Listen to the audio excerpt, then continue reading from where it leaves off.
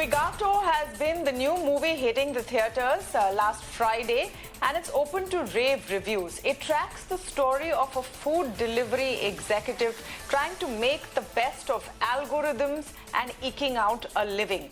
What's interesting and very different about it is that it stars Kapil Sharma, known best for his comedic experiences and appearances in this role. It's actor Nandita Das's third directorial debut, and while it hasn't quite set the box office on fire yet, it definitely seems to be a game changer in the way that we see the lives of the food delivery guy.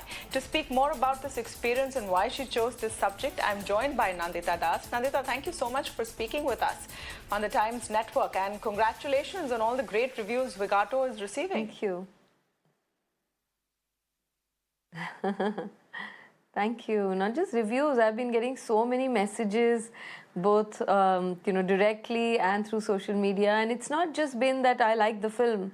It's really been a lot of sharing, lot of deep diving into their own world, their prejudices, and people are bearing themselves. I mean, I think it is somewhere pricking the conscience, and that's what the aim of the film was, to show us a mirror that we all are so absorbed in our lives, and we forget to even notice so many people who are just invisible around us.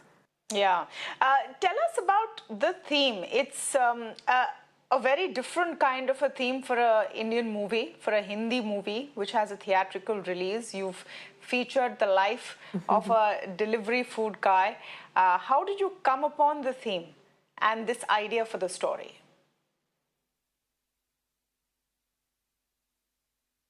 Well, it was born during COVID times. We were all sort of at home. We were saying stay home, stay safe, and yet we knew that so many people were neither safe nor did they have homes. And in that time where there was a lot of anxiety around, growing joblessness, and people were doing all kinds of menial works just to sort of make ends meet, gig economy seemed like a savior. But it was a new form of employment. I mean, each person was just in with themselves and that gadget that they had, and it wasn't a traditional setup where you have co-workers, you have a boss, so it was a new form, and these young riders were grappling with the world of ratings and incentives and algorithms. So the world was changing, even in cities, urban cities of India. And I was always curious, what is their life like? How do they even deal with, considering I'm so bad with math? And I was like, their rules must be changing. How do they know where to go? What if the address is wrong? So it began more out of just curiosity and some amount of empathy. And then when I started talking to the riders, I interviewed many of these riders, and we started feeling that there's definitely a story in there that needs to be told. And it's not just the food rider's story. It's also about his family. How does it impact the family? It's also about that world. Everything that modern India has thrown up, right? With all the modernity, we are still grappling with so many disparities of gender, of class, of caste, of religion. So I realized that even if you're telling a 4-day story, there is a lot that you can shed light on. And I think that has been, for me as well, an interesting sort of revelation that if you're making a modern times, like how Chaplin did Man and Machine, we are trying to grapple, we're trying to tell a story of man and algorithms, but we're also telling a story of our times. So it's a slice of life film. Yeah. Just if we can take an hour and 45 minutes to just look at the life of all these people who quote unquote serve us. So I have a couple of questions. One, of course, is the choice of your protagonist. Off the top of my head, I would have not thought of Kapil Sharma in this role. And a lot of feedback is also of how he's presented himself. Nor would I. Oh, you did? So he wasn't your first choice? No, I didn't even think of him as an actor. Like, you don't think of him, right? He's a television star and he's big into comedy. I had never seen his show before I cast him. I don't have a television for several years now, and I had seen nothing of his. But he popped up on my screen, as they say, serendipitously, and he was hosting an award function. And I saw that little clip and I thought, wow, here is this person so unassuming, candid, natural, your everyday guy, has a deep connect to ordinary life, when he talks as an ordinary person, even though he's not anymore, you kind of believe him. And there was something very, very candid about him. He seemed very comfortable in his skin. And so I just got his number from my casting director, who also, I think, fell off his chair, and then messaged him, and he promptly responded, and we met. And, you know, both of us met not knowing exactly what this was. His first question, Kapil also asked me, he said, "Aapne mere baare mein socha kaise?" You know, like he was also shocked कि इस role के लिए, how did you even think of me? But in that next 10 minutes, we knew that we wanted to work together, and you know, we may seemingly come from very different worlds, but when we actually started talking, I think he discovered my funny bone and I discovered his serious side, and you know, we kind of actually gelled quite wonderfully. Was it easy working with him? What was the experience like? Yeah, I think he completely submitted to this new process. You know, he's done 2 films a while ago, but they were very different kind of films. So this was new for him. But I think he thoroughly enjoyed sort of he said, my life has been just home and the show, you know, through the studio. He said, I haven't even experienced the sun. And he would say things like, "मैं तो भीड़ की खुशबू भूल गया था," you know, like. So I think he definitely enjoyed, and so did I, and Shahana, who is his co-actor and who's wonderful in the film. So I think he's very easy. He's actually a very easy person to work with. He's a very generous actor. You know, sometimes these big stars can be slightly selfish as well, but neither of them were like that. They were very, very generous to each other and to all the new other actors who were all local from Bhubaneswar. So yeah, there was a natural ease. Of course, it was a different thing for him, but you know, acting is also a very collaborative thing, right? It's a combination of the director and the actor, and you together bring out something that you have imagined. So I thoroughly enjoyed that process. You know, Ms. Das, my next question is on how you think this film is faring or is going to fare. Just a quick sort of Google search on Zwigato right now has 2 different kind of stories and headlines. One is about... to be honest, I don't know it. I haven't searched it. I have. I've done that for you. So Sorry, go ahead. So let me tell you. So it's 2 okay. it's 2 different kinds of sort of messaging. One is that great movie, you know, a lot of critical acclaim, slice of life, and the other has done terribly at the box office. First day didn't even reach 1 crore, etc. Does that bother you? Do you think that a cinematic release was the best platform for your message at a time when the only movies that are working are huge, starring blockbusters made with crores and crores of rupees, you know, spent on special effects? Where does your Zwigato fit in? Right. No, you're absolutely right. I mean, unfortunately, theatre has now become only for those big action films or, like you said, VFX heavy films. But my best memories of watching films has been in theatres, because I think it's a wonderful collective experience. It's an individual experience where it's just the screen, the story that you're watching, and yourself. It's a very immersive experience. You are not distracted with phones and ghanti, and you know, in the house, those billion things that are happening all the time. You can keep pausing the film. So it's a very immersive experience, and yet it's like a collective experience that you see with strangers, but you still have that experience together. You laugh together, you sigh together. So I don't know why we should not have that wonderful experience also for films that are not big blockbusters. As far as you know, box office is concerned, if that was my trip, I would have never made films or never acted in films, the ones that I did. So for me, every audience is important, you know, and there are thankfully enough people. As proportions, as percentages, they may be less, but in absolute numbers, there are still enough, I think, who connect with films like this. If the social media response that I'm getting, or even on WhatsApp, people are sending what their child said, what their mother said, not just their responses, but what their friend said, it seems very, very overwhelming. I choose to tell stories in a more sort of real way. That's just what I feel comfortable.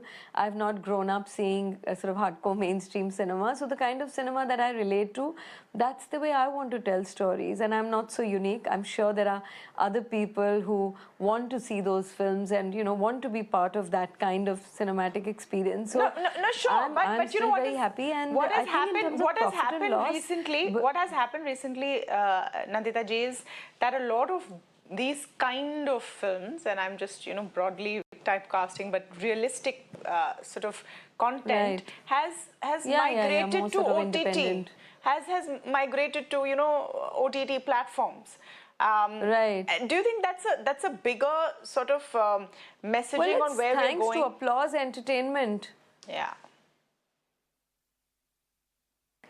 No, absolutely. I mean, OTT has been great. It's democratized a lot of the processes. Many new actors, new directors are being able to tell their stories, be part of such stories. But this whole black and white, where theatre is only supposed to be for big films, in fact, I'm really sort of grateful to Applause Entertainment. It was their decision. Sameer Nair, the CEO, decided it needed to be a theatrical. I'm glad that he had the faith in it. And I think in the long run, no one's going to lose money, because I also made it at a, at a budget that was not over the top, because profit is all dependent on how much you make it for. So once you make it in an affordable price, sooner or later you will get back every penny that you've put in and more, hopefully. So I think they will be well taken care of. And what about all the people who've actually gone and seen it? I know people who have said that even after the lights come on, there are people who are sitting and watching it, like talking with each other, or looking at the graphics at the end, in the end credit, because the end credits are really important. So people are not walking out during interval. They said people are not going out to even get the popcorn. They're just sitting and thinking. So I mean, we've also got those reactions. You can't please them all. It is not a very sort of typical Masi film where there is dramatics happening every 2 minutes, or there's melodrama happening, or there's big plot and all of that. It's about little nuances, and I think not everybody appreciates it, but I think there are still enough people who are sensitive, who are happy to kind of go through an immersive experience of looking at someone's life. So I have to say I'm quite pleased with the response. So as far as the box office numbers are concerned, does that bother you at all?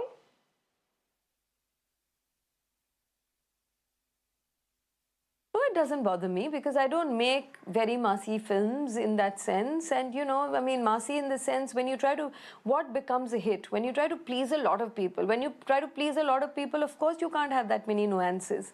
You have to lower your basic, what is your baseline. That is just the way things are. And, some of the big films that have really done well, have a very different way of telling that story. So if that's a choice I've made, both as an actor and a director, I'm not in any illusion that I'm making a different kind of a choice, and it comes with its own limitations. But do I want to ever change that? Do I want to just try to make it in a way that is not sort of, that's not instinctive for me? I wouldn't do that. So honestly speaking, I'm not bothered by it. Of course, I wanted to reach out to the maximum number of people, and I do urge people to watch it. I do urge people to take out a little time for the working class stories, because they are vanishing from our films because they are not working. So the more you see such films, the more people will invest in such films. I actually those want to stories are ask you just about going. that. I actually want to Earlier ask you about times we that. had a coolie, a rickshawala, Right. a clerk, a office goer as our protagonist. Now we don't. And that's the reality. So, audience is as much responsible for this shift. Yeah, no, I actually wanted to come to you exactly. There's a bit of a lag, so maybe we're talking over each other. That's all right. I actually wanted to come to you exactly on that part, that the key protagonists in movies that work are very glamorous now, ultra rich. They live in luxurious, places. Exactly. And you have taken a celebrity and put them in a backdrop, in a backdrop which is very everyday and common. Do you think that this is also something that people want to see, that audiences want, but because filmmakers' focus now happens to be sometimes just on box office or popularity, they cut these stories out? They do, and a lot of the people also feel कि ये तो आ जाएगी OTT पे, तो पक्का आएगी, which it will. but it'll come after a few months. You would miss the experience of, seeing it in that dark theater, which is very, very special. So a lot of the time they think, acha, OTT pe aayegi, tab dekh lenge. We want to spend our money only for those big experiences. So we have also somewhere, that is what we are telling people, that when you want to see a big action film, then come to the theater. You want to see, life stories, realistic stories, stories about people, stories about you and me, then you go watch it on OTT. It's tragic because, these kind of stories will slowly vanish even more. And is that what we want? I mean, don't we want real life stories to be reflected in cinema? I mean, what is really the role of cinema? We say it's to entertain, but I would say it is to engage, it is to challenge our prejudices, it is to create empathy. And if that's what the film is doing, I feel like it deserves a better chance. Do you think that, you will get back to acting on the next project? What lies ahead for you? As an actor, Nandita, you've been very, very choosy about the projects you choose. You take up. Yeah, over the years I'm becoming choosier. But I've been reading scripts on and off. I mean, when I'm making a film, of course, it's very hectic, but before and after. And in fact, I have a couple of scripts lying on my computer that I have to read soon. And I hope to do a bit of acting in between. I've already signed a film, which I'm going to direct next. I've begun researching for it. So now the gaps are definitely closing in. My first film was Firak. In fact, it was released today. So, it's really strange that somebody, in fact, a journalist wrote a piece that Firak was released today. I'd even forgotten. And yesterday was the day when we finished the shooting of Zwigato last year. So I guess these days are kind of important. No, actually, today is the day we finished the shooting of Zwigato last year, and the day that Firak got released. So Firak was 2008, Manto was 2018, 10 years later. Then Zwigato was 5 years later after Manto. So definitely the gap is closing in, and I feel like now I'm a less hesitant director. I think this is what I really want to do. I enjoy the whole process of making a film, starting from its inception of the idea and seeing the whole journey and living through it. And I'll definitely also be exploring some acting projects in between. I wanted, your comment right now on where Indian cinema is going. We've, of course, hit a high with the recognition at the Oscars, RRR winning Best Song, etc. And domestically, there's been this whole conversation about South films versus Bollywood, etc. Where do you think your kind of cinema fits in?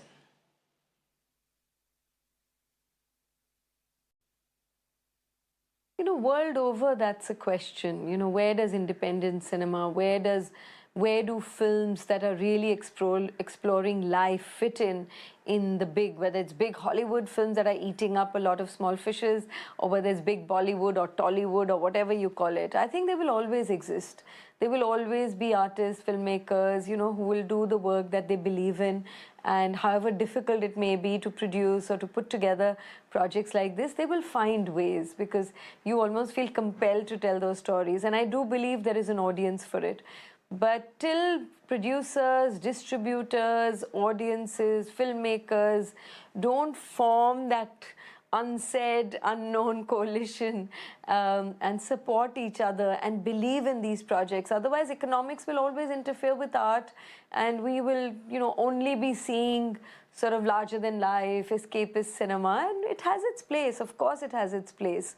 But I think if we would be doing, as audiences, we are doing a great disservice to ourselves, because every such film that you actually watch, go to the theaters and support and watch and take back something from it, more such films will be made.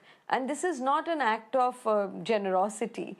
I mean, while I'll be grateful that if you watch it in the theaters, but, at least give yourself that experience. I think we remain sensitive and compassionate only when we care and when we, empathize. And the books we read, the films we watch, the people we meet, if you see those things, that is what keeps us rooted and empathetic and caring. If that's the person you want to be, then, you've got to watch such films too. The question a lot of people ask, and I think which is why maybe independent movies get a bad rep, is people think that it's going to be very documentary-like. They will be preached to, and they will not be entertained.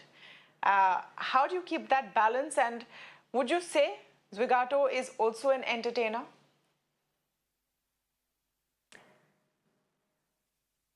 I mean, depends what entertains you, know. Somebody just dancing, violence entertains a lot of people. I don't watch violence at all.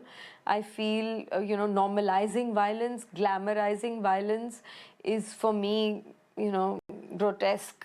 Like, I don't think I want to do that. Seeing regressive stereotyping of women or, LGBTQ or any community is not entertainment for me, So it depends what entertains you. So I would say I want to see cinema that engages me. As long as I'm riveted, as long as I'm with the characters, I'm traveling with them, I'm journeying with them, I'm interested in what is happening, I'm fearing for them, I'm laughing with them. That's what entertains. For me, that is entertaining. So the kind of films I watch, that I would say, yeah, it's a very engaging film. You laugh also, you smile also, you cry also, you worry also. I mean, something that takes me through all those emotions and makes it sort of an immersive experience. I mean, what is an hour and 45 minutes? Sometimes we just have so many blinders and so many labels. Ye commercial hai, ye art hai, ye documentary hai. I mean, documentaries, well-made documentaries can be more riveting than a fiction film. It depends. Documentaries have got a bad name because pehle zamane mein bahut boring documentaries hoti thi. We used to see sometimes those films division documentaries before a film, and we think that's all documentaries are about. Anything that reflects life in an interesting way, how is that a bad thing? But each to their own. Yeah, absolutely. Don't think you won't, don't go with preconceived notions. Don't label cinema and art. Nandita, we wish you the very best of luck. I'm looking forward to watching Zwigato in the movie halls. I hope our viewers do as well. Thank you for speaking with us. Thank you. Thank you, Tamanna, and I urge all of you also to watch it and give yourself a chance. At the very least, what would it be?